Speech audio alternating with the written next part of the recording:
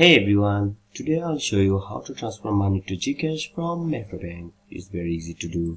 For this, before transferring, make sure your Gcash account is active and properly linked to your Metrobank account.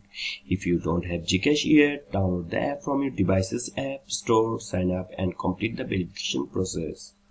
Open a browser and go to the Metrobank Online login page. Log in with your username and password. Before transferring money, you need to add Gcash as a payee. On your Metrobank Online dashboard, go to the Payments and Transfer section. Select Manage Pays or Add Pay. Choose Gcash as the pay type. Enter your Gcash mobile number linked to your account. Confirm the pay details and save it. In Metrobank Online, go to the Payments and Transfer. Select Transfer to other banks or Transfer to payee. Choose Gcash from the list of pays. Enter the amount you want to transfer to your Gcash account. Select the account from which the funds will be deducted. Double check the transfer details, then confirm the transaction.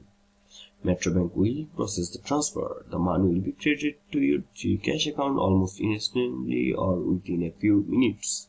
You should receive a notification from Gcash confirming the deposit.